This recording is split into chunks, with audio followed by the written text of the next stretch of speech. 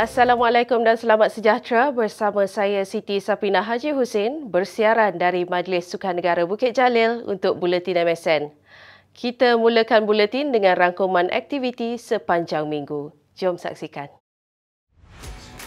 Mesyuarat rasmi pertama Jawatankuasa Road to Gold RTG telah diadakan pada 6 April 2023 bertempat di Kementerian Belia dan Sukan Putrajaya. Mesyuarat yang diteruskan oleh Menteri Belia dan Sukan Yang Berhormat Hannah Yeoh telah mengenal pasti senarai atlet RTG buat masa ini, dan senarai ini dijangka akan berubah apabila kejohanan kelayakan ke Paris 2024 bermula dan tertakluk kepada persetujuan Jawatankuasa RTG serta review dan pemantauan berkala. Penyelaras program Stuart Ramalingam beserta Datuk Nicole David, Datuk Wira Lee Chong Wei dan Datuk Minarwa Nawawi akan memulakan pertemuan bersama atlet RTG dan jurulatih mereka dalam masa sebulan untuk mendengar keperluan top-up yang diperlukan oleh mereka dan mendapatkan persetujuan serta komitmen mereka bagi mengikuti program RTG ini. Bahagian Bakat dan Pembangunan Wanita Majlis Sukan Negara telah mengadakan bengkel penyelarasan program pembangunan sukan bersama bahagian sukan kokurikulum dan kesenian Kementerian Pendidikan Malaysia yang dipengerusikan oleh Datuk Ahmad Sapawi Ismail, Ketua Pengarah MSN, bertempat di Hotel Dorset Grand Subang. Bengkel yang dihadiri seramai 40 orang peserta terdiri daripada pegawai Majlis Sukan Negara serta pegawai dari BSKK terlibat bagi membincangkan perancangan program Pelapis Negeri tahun 2023 dan pelaksanaan program pembangunan bakat sukan sekolah-sekolah di setiap negeri. Turut hadir sama Encik Zainuddin Haji Muhammad Noor, Pengarah Bahagian Sukan, Kokurikulum dan Kesenian Kementerian Pendidikan Malaysia.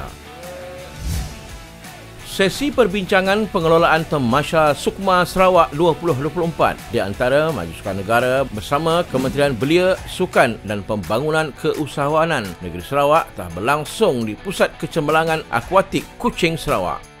Sesi yang dipengerusikan bersama Ketua Pengarah MSN, Datuk Ahmad Sapawi Ismail dan Encik Morshidi Frederick, Setiausaha Tetap Kementerian, telah membincangkan gerak kerja awal yang akan dilaksanakan di peringkat Jawatankuasa Pengelola dalam merencanakan perancangan ke arah pengelolaan Tamasya Sukma 2024. Turut serta pada sesi tersebut pegawai-pegawai daripada Perbandaran Sukan Sarawak dan Majlis Sukan Negeri Sarawak. Kehangatan Tamasya Sukan C ke-32 Kemboja 2023 semakin dirasai. Larian obor yang bermula pada 21 Mac lalu di Phnom Penh kini tiba di Putrajaya. Larian yang bermula pada jam 10 pagi telah disempurnakan oleh Menteri Belia dan Sukan Yang Berhormat Hannah Yeoh diiringi wakil dari Sekretariat Sukan C Kemboja serta atlet-atlet negara. Malaysia merupakan negara kelima jelajah obor Sukan C Kemboja selepas Vietnam, Filipina, Indonesia dan Timor Leste. Turut hadir Ketua Setiausaha Kementerian Belia dan Sukan Dr. Nagulendran Kanggayat Karasu dan Ketua Pengarah Majlis Sukan Negara Datuk Ahmad Sapawi Ismail. Larian obor Sukan C Kemboja akan dibawa ke destinasi seterusnya iaitu Singapura pada 15 April 2023. Satu mesyuarat khas Lembaga Pengurus Majlis Sukan Negara telah diadakan pada Selasa di Kementerian Belia dan Sukan Putrajaya. Mesyuarat yang dipengerusikan Yang Berhormat Hannah Yeoh diadakan bagi tujuan pembentangan 2 kertas kerja yang terdiri daripada skim allowance latihan atlet kebangsaan serta skim hadiah kemenangan sukan bagi tujuan penambahbaikan dari segala sudut. Mesyuarat khas kali ini telah dihadiri 7 ahli lembaga pengurus dan barisan pengurusan tertinggi Majlis Sukan Negara. Bersempena kedatangan Nuzul Quran 1444 Hijrah yang jatuh pada 8 April, Majlis Sukan Negara melalui bahagian hikmat pengurusan telah menganjurkan ceramah Nuzul Quran yang telah disampaikan oleh Al-Farid Ustaz Dr. Luqman Ibrahim bertempat di Surau Al-Faizin Majlis Sukan Negara. Ceramah yang dihadiri pegawai dan anggota MSN ini turut berkisar tentang kelebihan kemuliaan kitab suci Al-Quran di bulan Ramadan yang mulia ini. Turut hadir bersama dalam sesi ceramah tersebut Tuan Haji Abdul Rashid Yaakob, Timbalan Ketua Pengarah Pengkomersialan dan Pemasaran Majlis Sukan Negara. Majlis berbuka puasa warga sukan bersama Yang Berhormat Menteri Belia dan Sukan telah diadakan di pekarangan Pavilion Majlis Sukan Negara. Majlis yang diadakan ini bertujuan untuk merapatkan jalinan silaturahim sesama warga sukan yang terdiri daripada pengurusan tertinggi kementerian, Persatuan Sukan Kebangsaan, ikon-ikon sukan serta wira dan wirawati sukan negara. Pada majlis yang sama, Majlis Sukan Negara turut memberikan sumbangan kepada bekas-bekas atlet yang pernah mengharumkan nama negara di pentas sukan tanah air. Acara majlis berbuka tersebut diakhiri dengan sesi rakaman sambutan Aidilfitri 2023 bersama atlet negara. Turut hadir Timbalan Menteri Belia dan Sukan Yang Berhormat Adam Adli dan Ketua Seusaha KBS Dr. Nagulendran Kanggayat Karasu. Kita teruskan berita dengan perkembangan dan persiapan kontingen Malaysia ke Sukan SEA Kemboja 2023. Pasukan kriket lelaki negara melaung keyakinan dapat membawa pulang 3 pingat emas dari Kemboja. Keyakinan itu disuarakan Ketua Jurulatih Bilal Asad berdasarkan kedudukan skuad negara yang kini menghuni ranking pertama Asia Tenggara. Bilal Asad menjelaskan 3 emas yang disasarkan adalah dalam acara T10, T20 dan 50 over sekaligus mengatasi pencapaian pada Tamasya Sukan SEA Kuala Lumpur 2017 yang menyaksikan pasukan negara meraih 1 emas. Tambah Bilal, selain kedudukan skuad negara di Asia Tenggara, beliau juga yakin dengan kemampuan barisan pemainnya di mana beliau sudah bersama pasukan sejak 2012. The reason why I came back was because I believe that this team can go up. Okay, they had the potential. Early on, I felt that probably the ability was not to that extent, but the unity was there. But when I came back, the main reason behind that was I felt that probably they were not getting what they should be.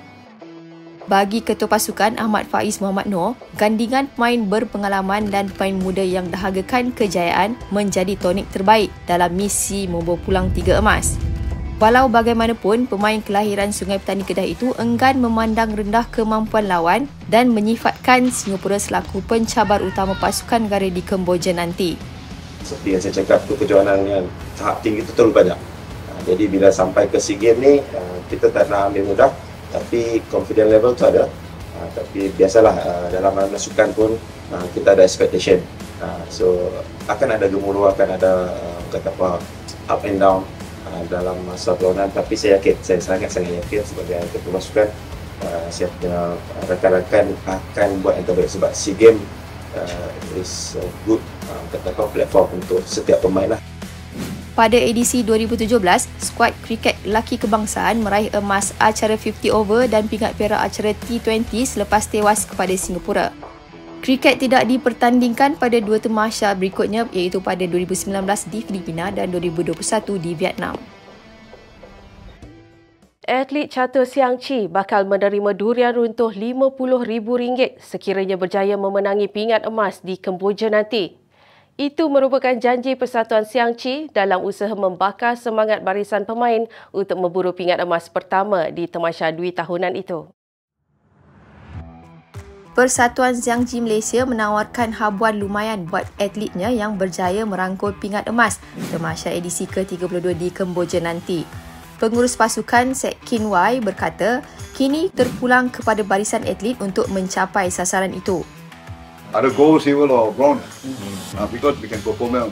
Because last year we are only stream of luck only. Otherwise we can get a gold when we do the team partner. Yeah. Tambah beliau, imbuhan yang ditawarkan itu dihulurkan syarikat yang bersetuju menyokong usaha mereka sekaligus mengubah kilauan pingat perak yang disasarkan di Kemboja. Edisi kali ini, skuad negara akan menghantar 6 atlet untuk menyertai 4 acara iaitu berpasukan rapid lelaki, berpasukan blitz lelaki, individu standard lelaki dan individu standard wanita. Sukan Siang Chi kali pertama dipertandingkan pada Tamasya Sukan SEA Vietnam yang menyaksikan skuad negara meraih 2 pingat perak dan 3 gangsa. Skuad terjun yang dibarisi atlet muda bersedia menyahut cabaran untuk membawa pulang pingat emas dari Kemboja bulan hadapan. Persekutuan Renang Malaysia menyenaraikan barisan 6 penerjun muda pada edisi kali ini dan hanya menamakan 2 penerjun berpengalaman iaitu Muhammad Syafiq Putih dan Gabriel Gilbert Daim. Skuad pelapis terjun negara dijangka tidak berdepan masalah untuk menguasai pusat akuatik di Kemboja Mei ini. Menurut pengurus pasukan, Vivian Ong, ini adalah medan buat atlet muda mempamer kehebatan selain mempersiapkan atlet masa depan negara. So this round we 8 of them, 4 women, 4 men. So direction from the OCM and MSN, we have to send the junior for them for exposure, for prepare them to go for the higher rank competition. Dalam pada itu, penerjun berpengalaman Muhammad Syafiq Putih yakin dengan kemampuan skuad kali ini dan meletakkan kepercayaan tinggi kepada penerjun pelapis untuk menterjemahkan kilauan pingat. Bagi saya, depends daripada saya tengok diorang punya training, diorang training betul-betul hard lah. Sebab kali ni SEA Games, diorang punya first international punya ni. Dengan training hard diorang, saya percaya diorang akan naik podium kali ni. Daripada 8 atlet yang disenaraikan untuk Sukan SEA kali ini, hanya Muhammad Syafiq, Gabriel Gilbert Daim, Bertrand Roddick anak Lises, Kim Lee Bong dan Ong Ke Ying telah beraksi di Sukan SEA yang lalu. Manakala Enrique McCartney Harrell, Lee Yat Kin dan Nur Elisha Rania Muhammad Abraraj akan membuat penampilan pertama di Sukan SEA. Pada edisi lalu di Hanoi, skuad terjun membuktikan mereka selaku pasukan gergasi Asia Tenggara apabila menyapu bersih 8 pingat emas, 3 perak dan 1 gangsa. Laporan tadi mengakhiri buletin edisi kali ini. Sebelum berpisah, jom kita saksikan minggu ini dalam sejarah Sukan Negara. Sehingga bertemu lagi di edisi akan datang.